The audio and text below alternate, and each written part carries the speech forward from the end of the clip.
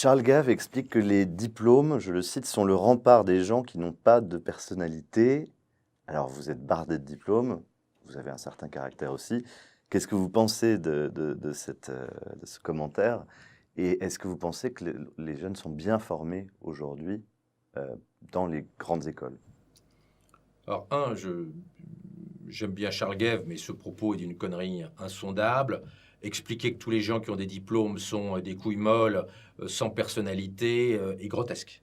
Ça, c'est la première réponse. La deuxième réponse, est-ce que les gamins sont bien formés? Alors, à toute époque, on a considéré que les jeunes étaient nuls.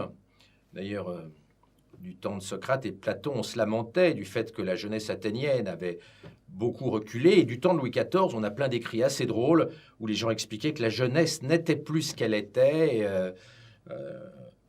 Dans le monde d'après-guerre, on a aussi un certain nombre d'articles se lamentant du recul des valeurs chez les jeunes. Donc c'est un problème universel. Et je vous passe de ce qu'on disait de la jeunesse yéyé en 1960, quand les fans de Johnny Hallyday cassaient les fauteuils dans les salles de music hall.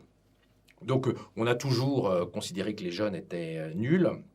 C'est une caractéristique de la vieillesse d'être un ramassis de vieux cons qui pensent que les jeunes sont des jeunes cons.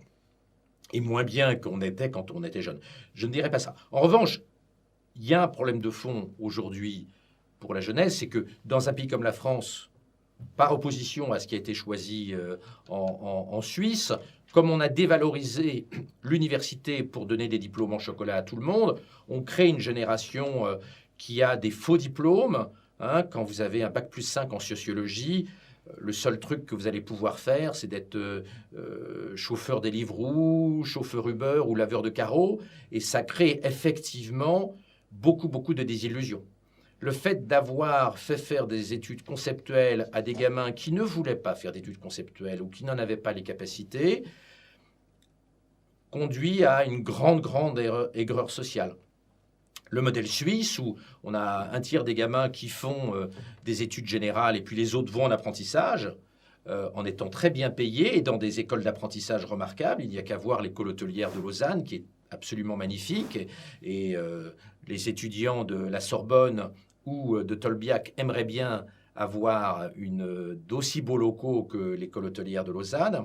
Eh bien, le modèle suisse est bien meilleur que notre modèle, mais en France, on a cru que la distribution de faux diplômes était une bonne solution, alors que c'était en fait une démagogie, et une démagogie qu'on va payer cher politiquement, parce que le pourcentage de jeunes qui se croyaient cadres et qui vont finir chez Uber ne va faire qu'augmenter, et le retour de bâton va être très violent.